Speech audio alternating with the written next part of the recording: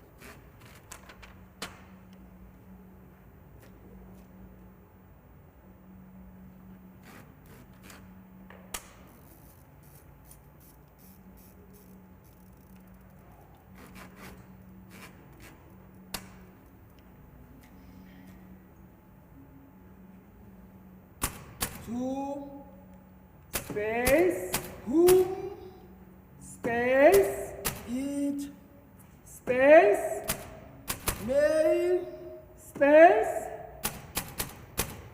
consent, full stop. Eviction, space, notice, full stop. Eviction, space, notice, full stop. Eviction, space, full stop. Space, space, full stop. Eviction, eviction, space, full stop. Eviction, space,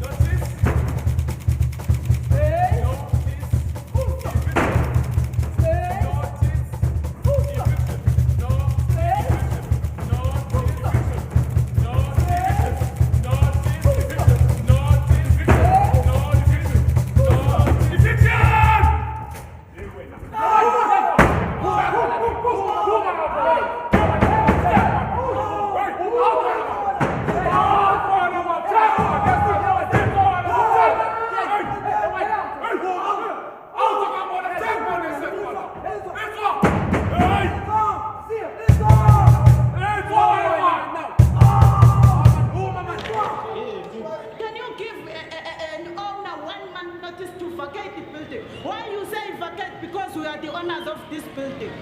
I have got my title deeds are there. I'm showing the other guy, the white person there, that I bought the property inside this building.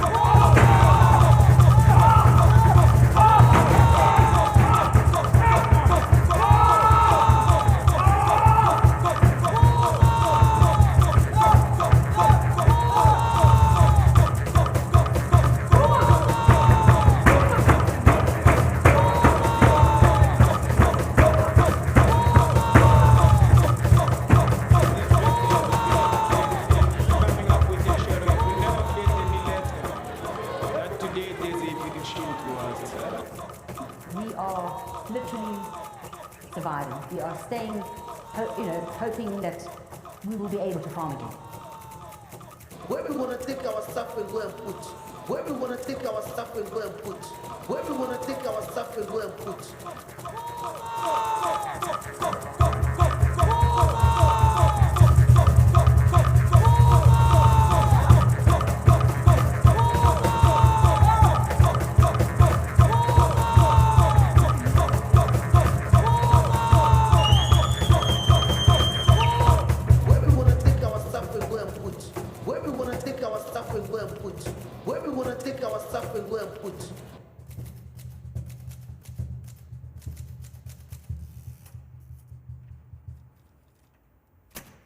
To whom it may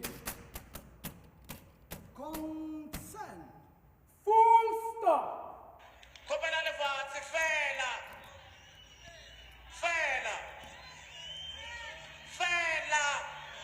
Where we wanna take our stuff and go and put?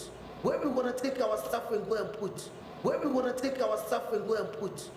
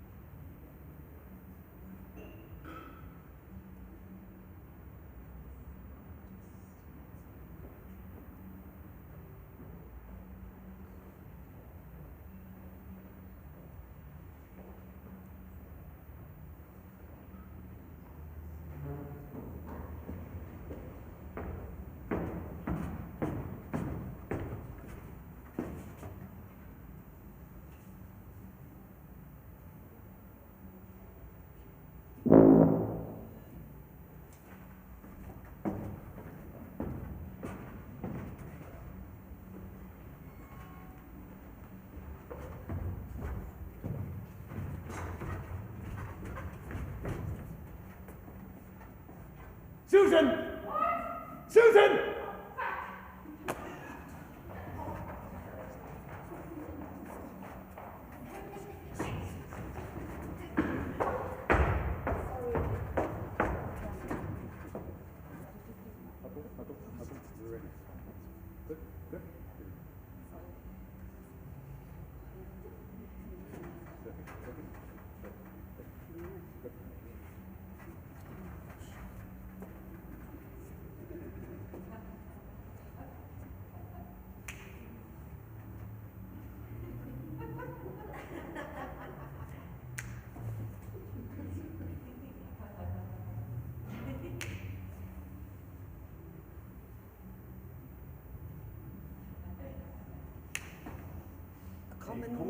common experience resulting in a common confusion. Resulting in a common confusion. Common experience.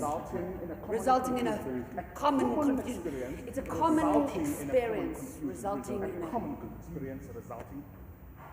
A common experience resulting in a common confusion.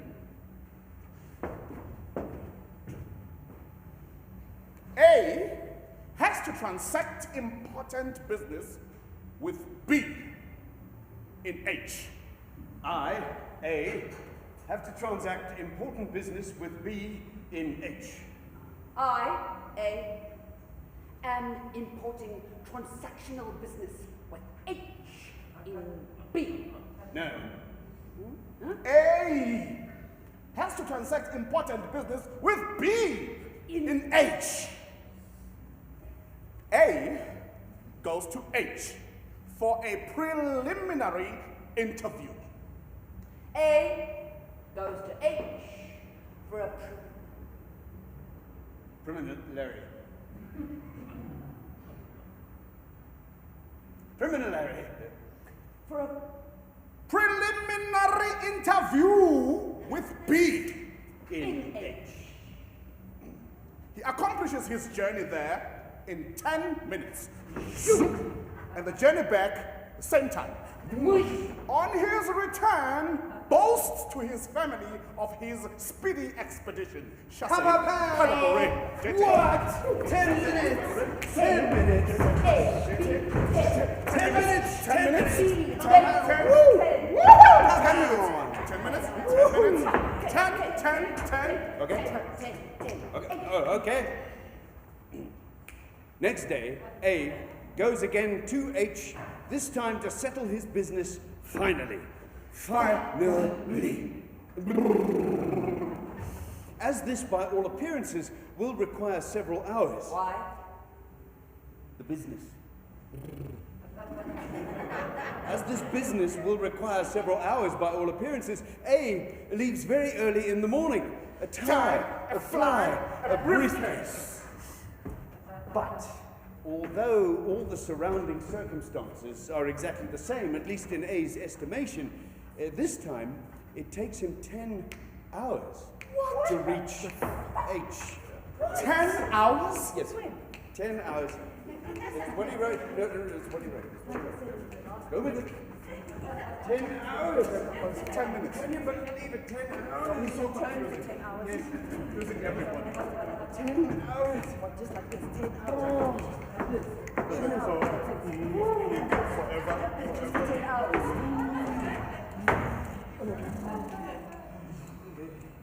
Okay, let's go. So, when he arrives there, quite exhausted in the evening, A.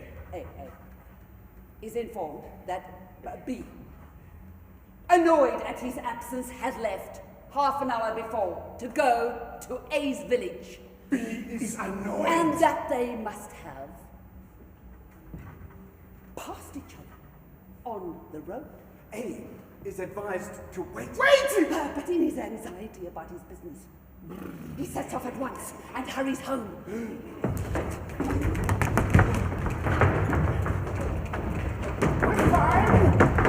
Covers the distance without paying any particular attention in an instant. Boom! At home, he learns that B had arrived quite early, immediately after A's departure, and that indeed he had met A on the threshold and reminds him of his business.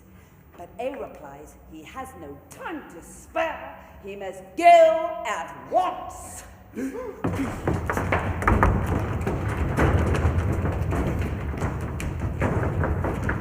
spite this incomprehensible behavior of A, B, however, has stayed home to wait for A's return. Not back yet? Not back yet. Not back yet.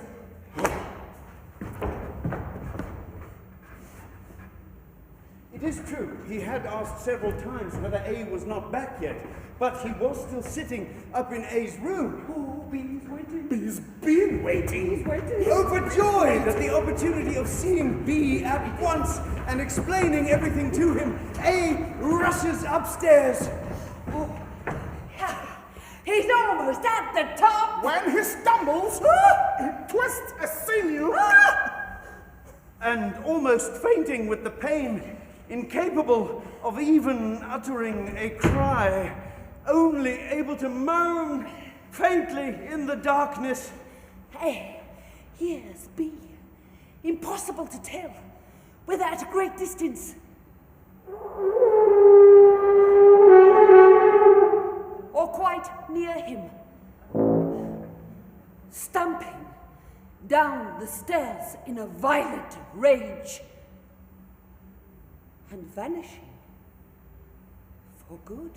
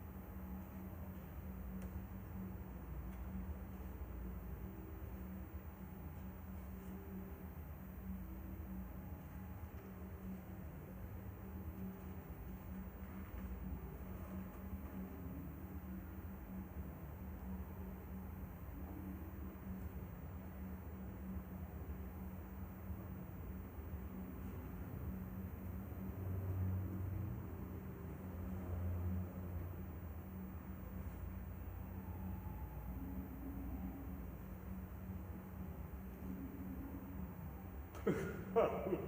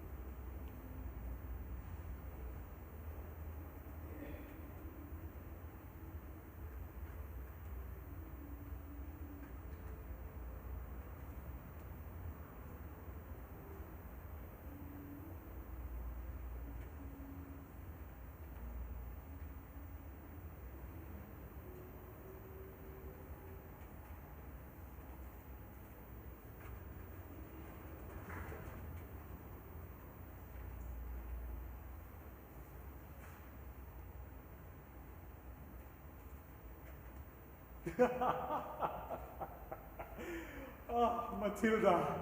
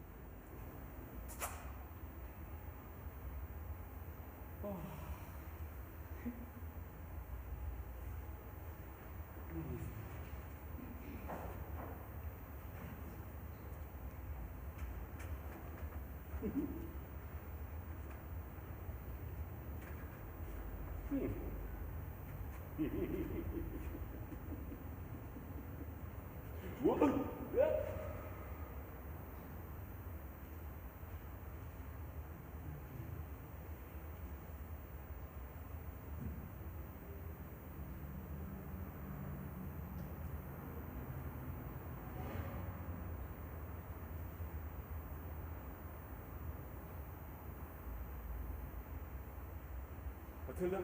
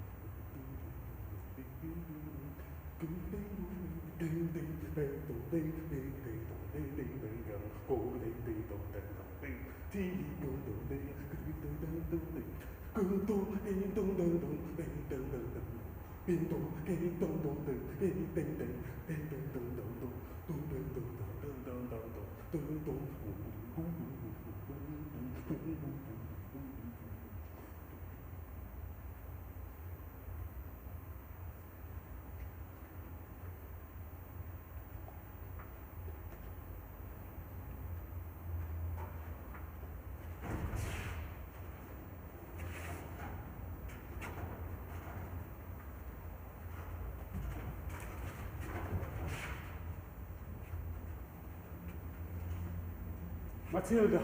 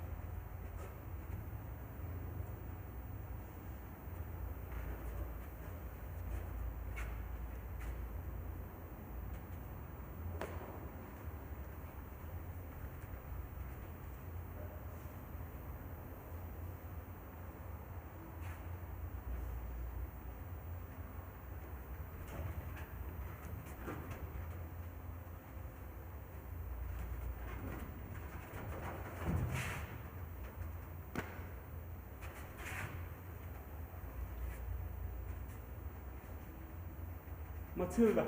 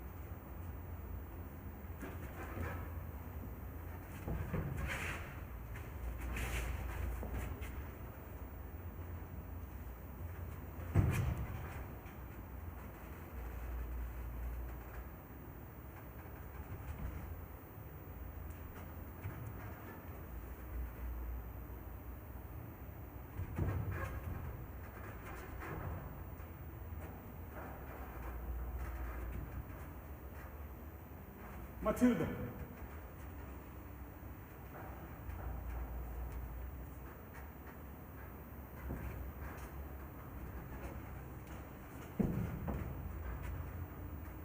Matilda.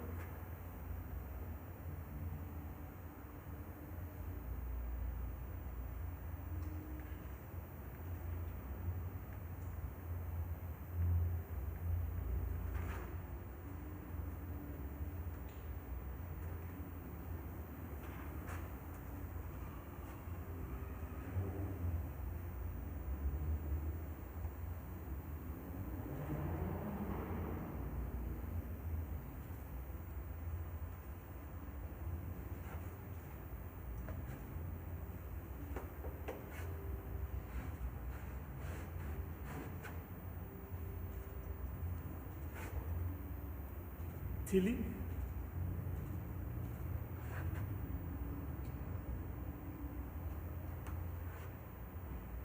If only I knew how to play a musical instrument, I could have been enough for her.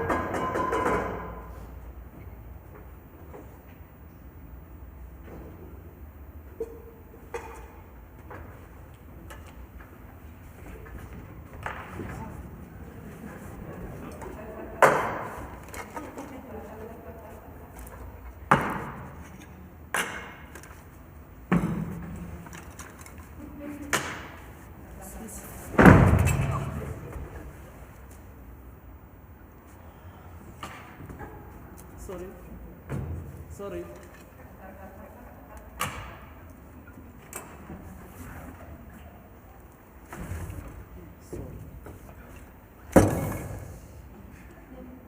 Sorry. Sorry. Excuse.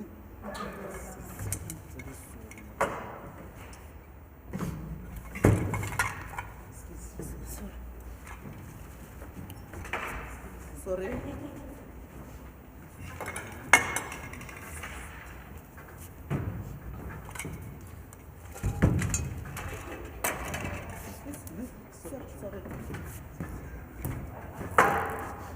Sorry, yeah.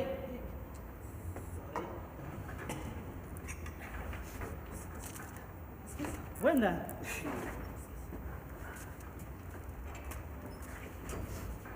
Askies.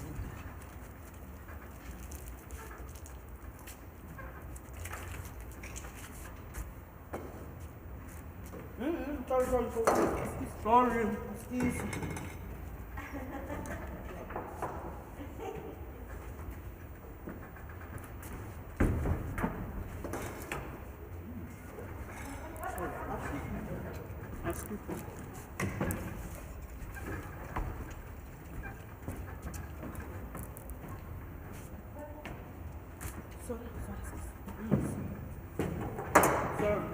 Askies.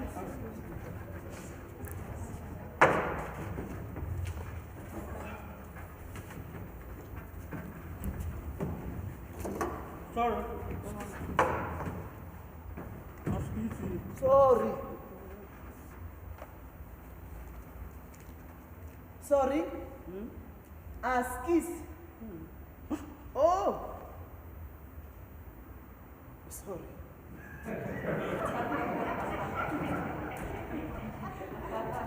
Sorry.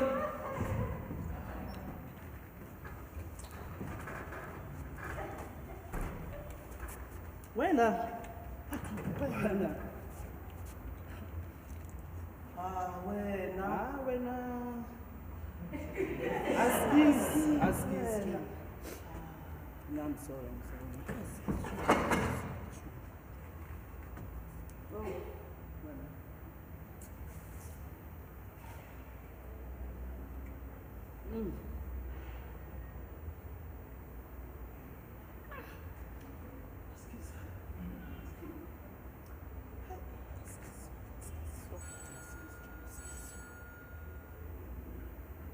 Sorry.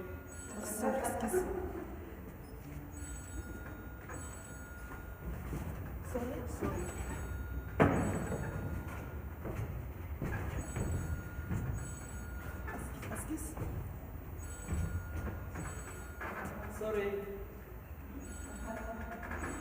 Sorry. Sorry. Askies. Sorry. Sorry.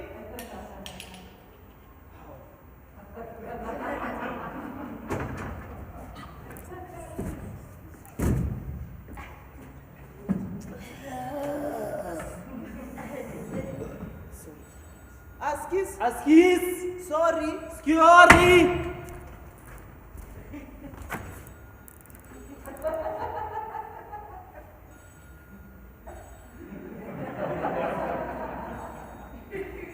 Sorry.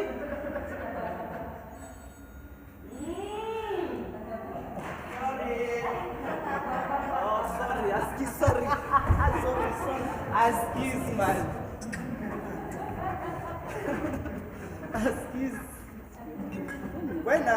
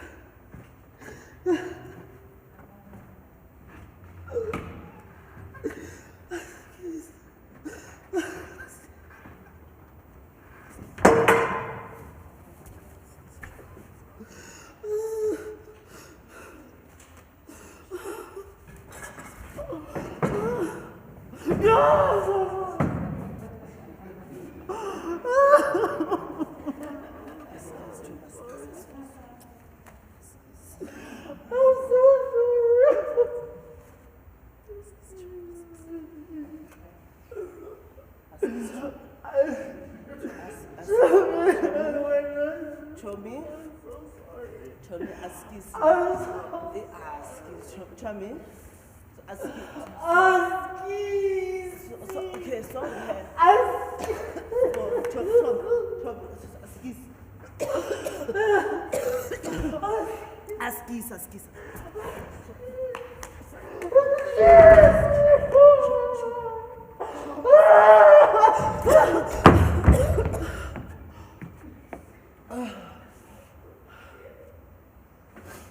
I'm sorry. I'm so sorry. Askies, sorry. I'm so sorry. Askies. I'm so sorry.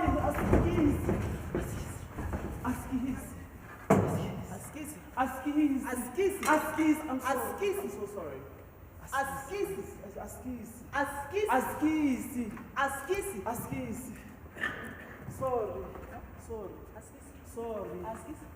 Sorry.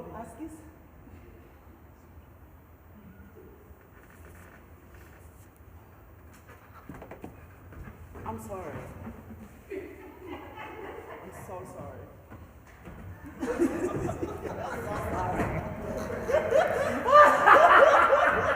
I'm so sorry.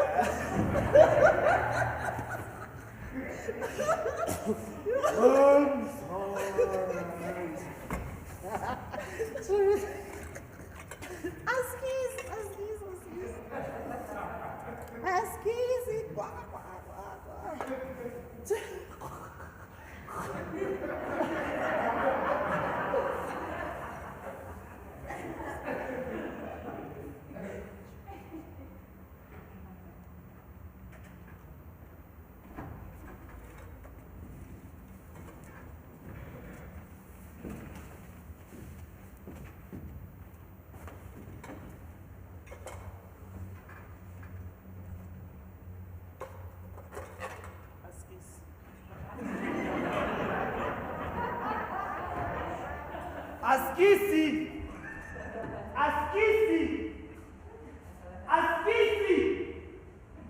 Yeah, I'm sorry, Wayne. I'm sorry.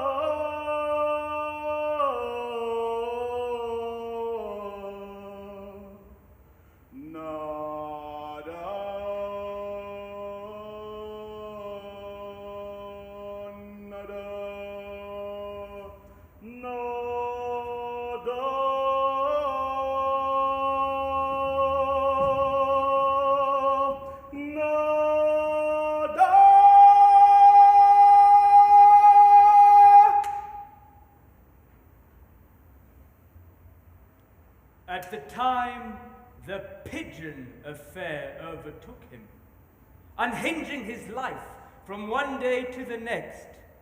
Jonathan Noel, a security bank at a bank in Paris, already past 50, could look back over a good 20-year period of total uneventfulness and would never have thought anything of importance could ever overtake him again, other than death someday. And that was perfectly all right with him, for he was not fond of events, and he hated outright those that rattled his inner equilibrium and made a muddle of the external arrangements of life. The majority of such events lay, thank God, far back in the dim, remote years of his childhood and youth, which he no longer had any desire whatever to recall. And when he did, then only was the greatest aversion. On a summer afternoon in July 1942, as he was returning home after fishing, there had been a thunderstorm that day with heavy rains after a long heat wave. On the way home, he had taken off his shoes, had walked along the warm, wet asphalt with bare feet and splashed through the puddles. An indescribable delight. He had come home from fishing then and had run into the kitchen expecting to find his mother there cooking. And his mother was nowhere to be seen. All that was to be seen was her apron hanging over the back of the chair. His mother was gone. They had taken her away off to the east, and no one ever came back from there. His mother was gone.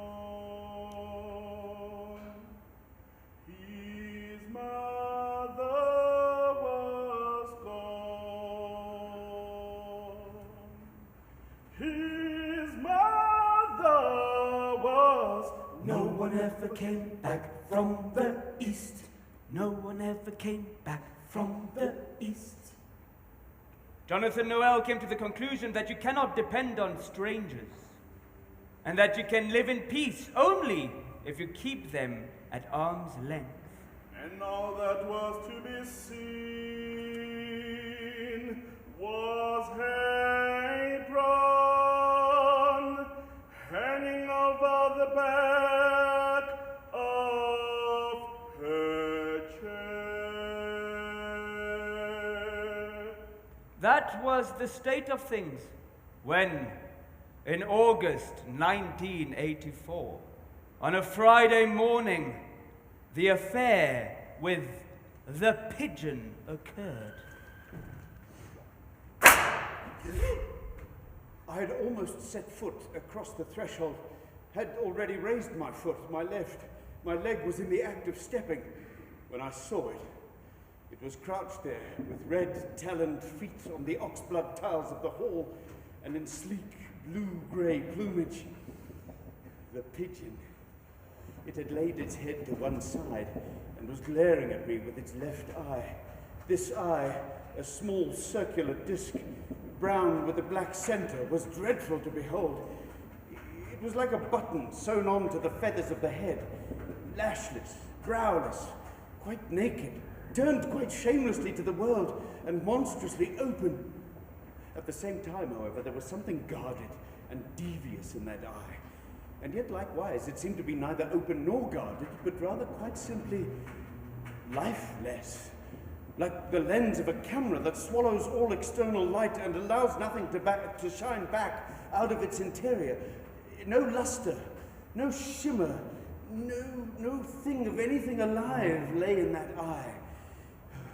A brief jolt went through its body, and at the same time the two lids snapped together over its eye, one from below, one from above. Not real lids either, more like some kind of rubbery flaps that swallowed up the eye, like two lips emerging from nowhere.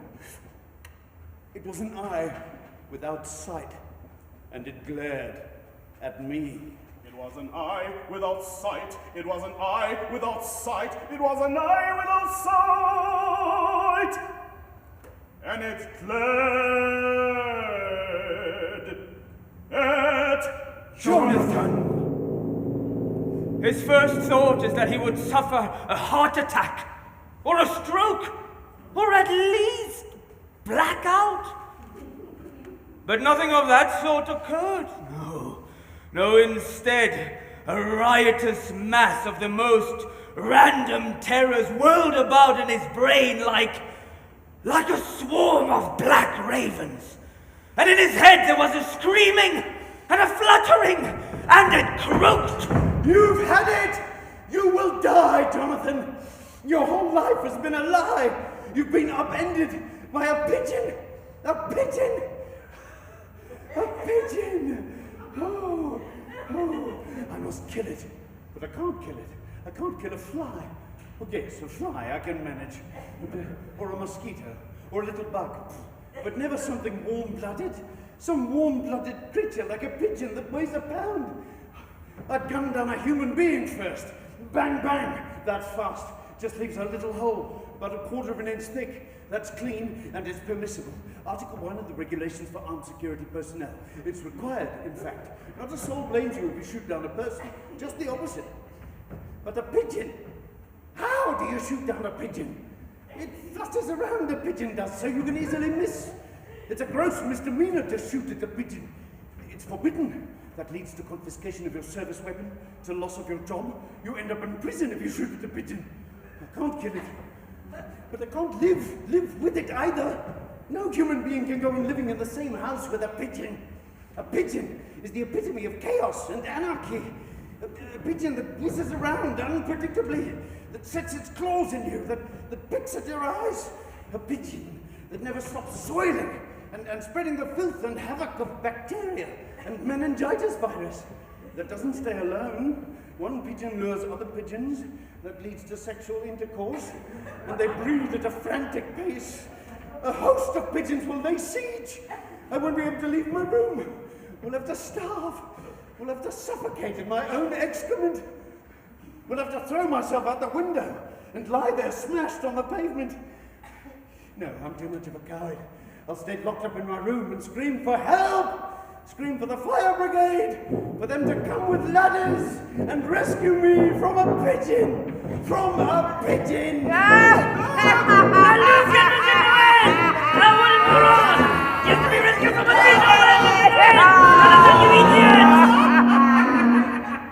He gathered himself and his things and he made his escape. The pigeon extracted itself from the dark corner, took a few rapid, wobbling steps forward, and then settled back down again. Jonathan turned away, his flesh creeping, and in that moment he was certain he would never be able to return. You are hopeless and a lost man. You are hopeless and a lost man. In the back courtyard, he met the concierge. Yes, Monsieur Noel. Madame, there is a bird at the door to my room. Madame, it is a pigeon. And where did the pigeon come from? I don't know.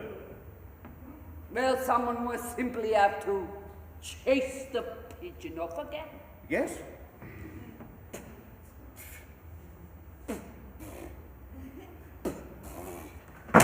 Someone will simply have to chase the pigeon off again. Someone will simply have to chase the pigeon off again. Jonathan, Can you chase the pigeon off? Jonathan, Can you chase the pigeon off? Jonathan took up his post at the bank punctually at 8:15 for 30 years now, from 9 o'clock in the morning until 1 in the afternoon, and from 2:30 in the afternoon until 5:30 in the evening. His duties had consisted of nothing more than Jonathan's either standing stock still in the doorway, or at most patrolling back and forth in measured steps along the lowest 3 marble steps.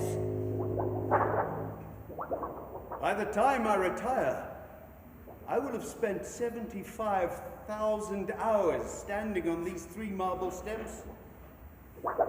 I will be the one person to have stood the longest in one place, in all Paris, perhaps in all France. But today, everything was different.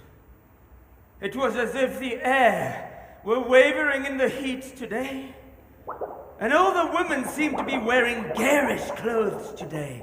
They blazed past like flames. Everything quivered. It's my eyes.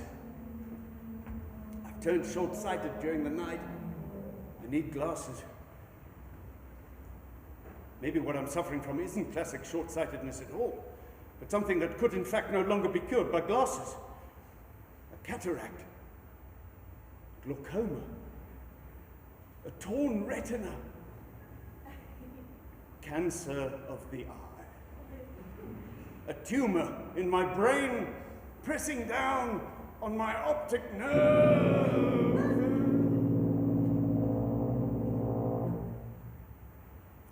He was so very busy with this dreadful thought that he failed to notice the arrival of Monsieur Roudel's black limousine.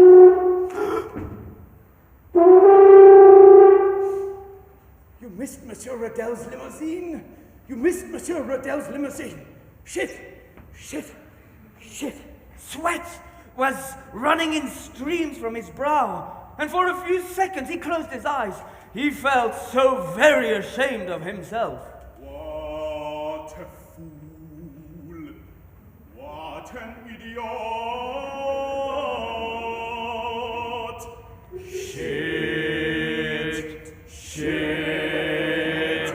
Shit!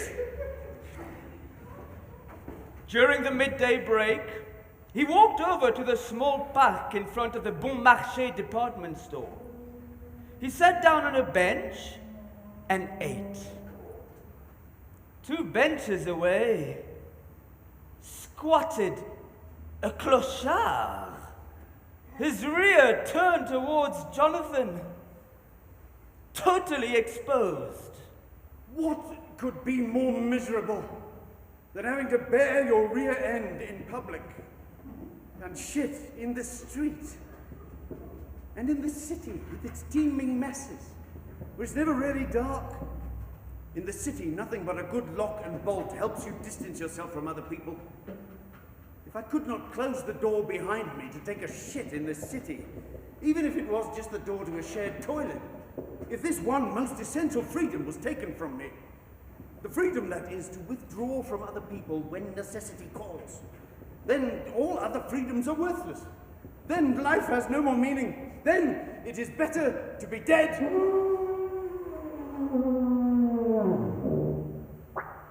You live in the street. Shit in the street. You live in the street. You shit in the street. You live in the street. You shit in the street. You live in the shit. You live in the shit. You live in the shit. You live in the streets. There was an ugly noise.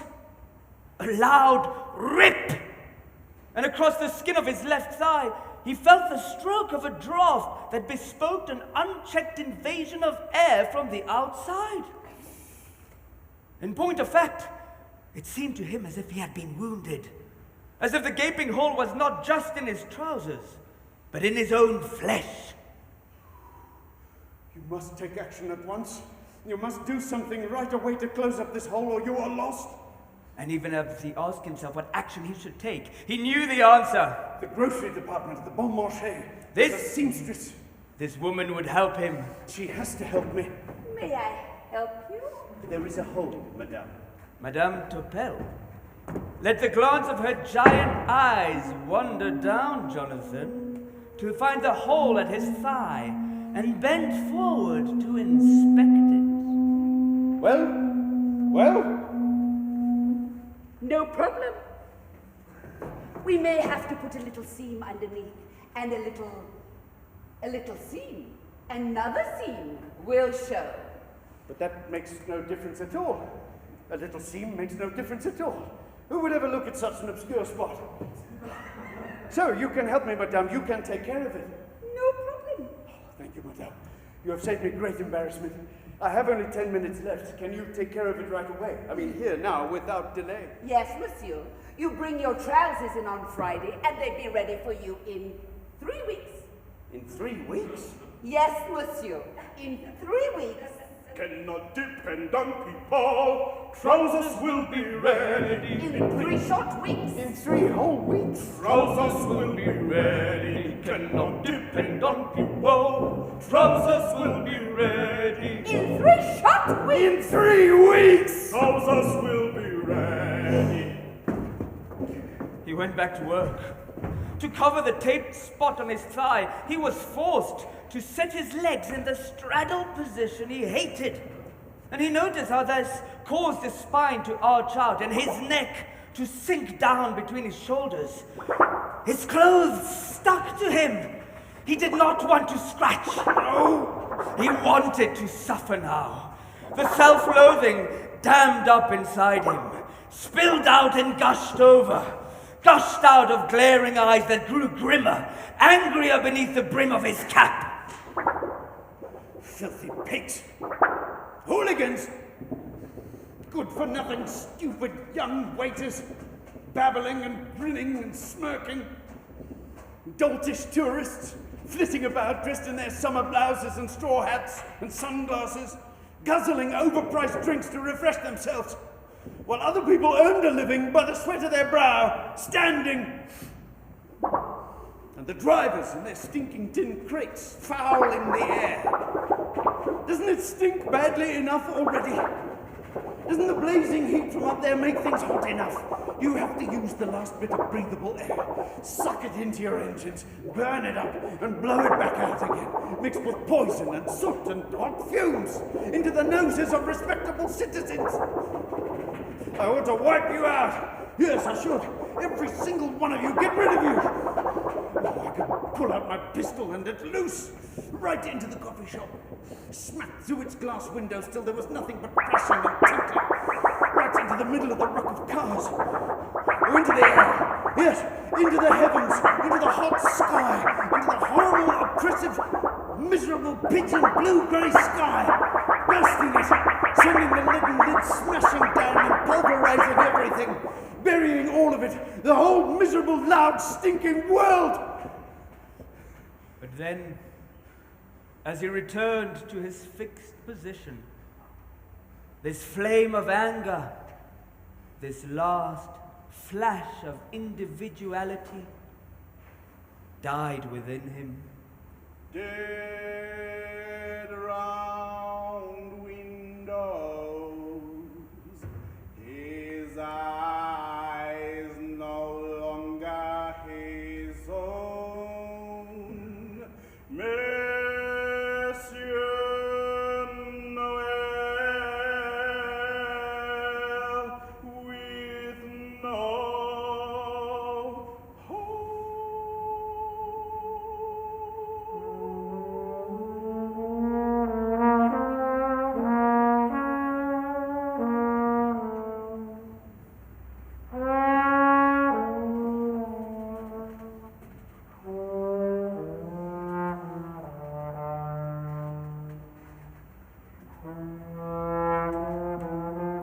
He found a small hotel.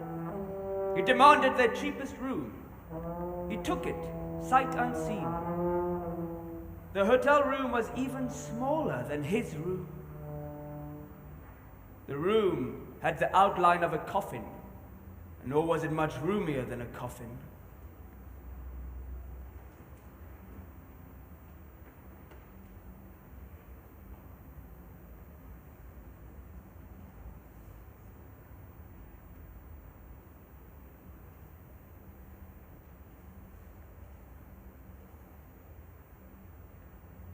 I will kill myself tomorrow.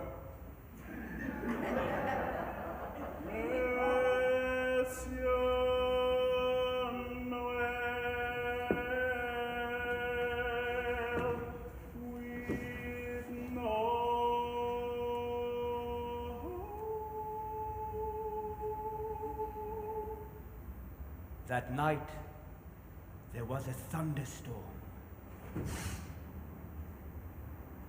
This isn't my room. Not on your life. In my room, the window is at the foot of the bed, not so high up towards the ceiling. It isn't my room at my uncle's house. No. It's the cellar, yes. I'm in the cellar at my parents' house. I'm just a child. I only dreamed I grew up to be a disgusting old god in Paris. Outside is war. I'm trapped, buried, forgotten. Why don't they come? Why don't they rescue me? Where are the other people? My God, where are the other people? I simply cannot live without other people. In that moment of wanting to scream, he received an answer. He heard a noise. He recognized it as the rush of rain. At that, the room fell back into place. He walked out into the open air. With every step, his wet soles splashed against the wet asphalt. He splashed diligently through the puddles. He splashed right through the middle of them. It was delightful. He loved making this childish little mess. It was like some great freedom had been restored to him. He returned to his building. He runs up the stairs to his room. He steps out into the hall. The pigeon had vanished. The pigeon has vanished. Not a feather, not a wisp of down was left trembling on the red tiles. Not a